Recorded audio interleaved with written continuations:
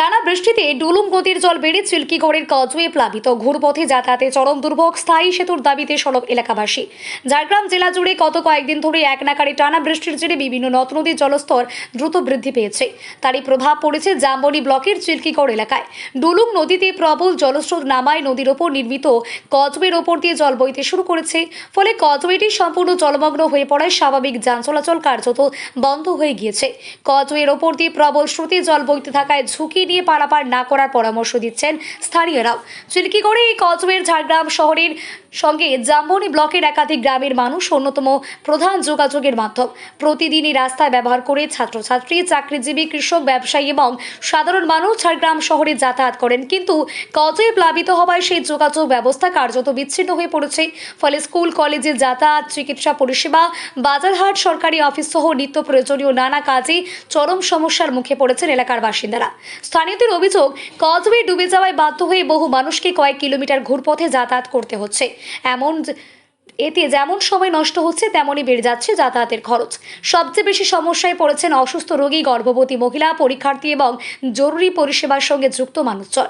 অনেক ক্ষেত্রেই অ্যাম্বুলেন্সকে বিকল্প রাস্তায় ব্যবহার করতে হচ্ছে, যার ফলে রোগীকে দ্রুত হাসপাতালে পৌঁছে দেওয়ায় কঠিন হয়ে পড়েছে। বাসিন্দাদের দাবি, প্রতি বছর বর্ষা এলেই ডুলুম নদীর জল বাড়ার সঙ্গে সঙ্গে এই কজওয়ে জলমগ্ন হয়ে পড়ে এবং একই সমস্যার পুনরাবৃত্তি ঘটে। ফলে বছরের পর বছর জনপ্রতিনিধি, প্রশাসনের পক্ষ থেকে স্থায়ী সেতু নির্মাণের আশ্বাস দেওয়া হলেও এখনো পর্যন্ত বাস্তবে কোনো কাজই শুরু হয়নি। ফলে বর্ষা এলেই হাজার হাজার মানুষ দুর্ভোগের শিকার হতে হচ্ছে। এলাকাবাসীর দাবি, ডুলুম নদীর ওপর একটি উচ্চ স্থায়ী সেতু নির্মাণ করা হলে সারা বছর নিরাপদ ও নিরবিচ্ছিন্ন যোগাযোগ ব্যবস্থা বজায় থাকবে।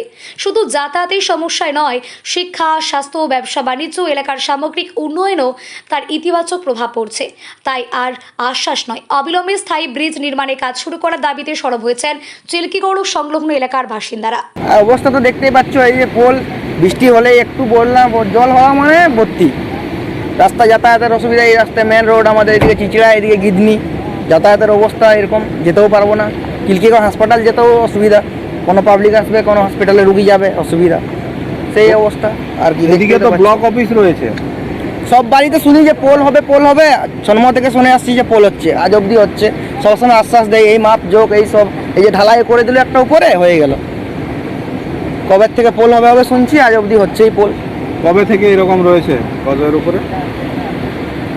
অনেক দিন থেকে দেখছি, সব দিন থেকে একই অবস্থা। কতগুলো গ্রাম রয়েছে এই এলাকায়?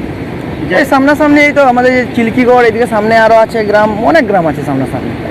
এটাই তো মেন রাস্তা বলতে গেলে, এই গিদনি রুট, এদিকে চিচিড়া হাইওয়ে, হসপিটাল। কি চাইছেন এখন আপনারা? আমরা চাইছি একটা সেতু হোক, যাতে মানুষের যাতায়াতের সুবিধা হয় ঠিকঠাক। এই রাস্তাও তো ঝাড়খণ্ডে চলে যাচ্ছে। হ্যাঁ হ্যাঁ হ্যাঁ, ঝাড়খণ্ড চলে যাচ্ছে এই দিয়ে।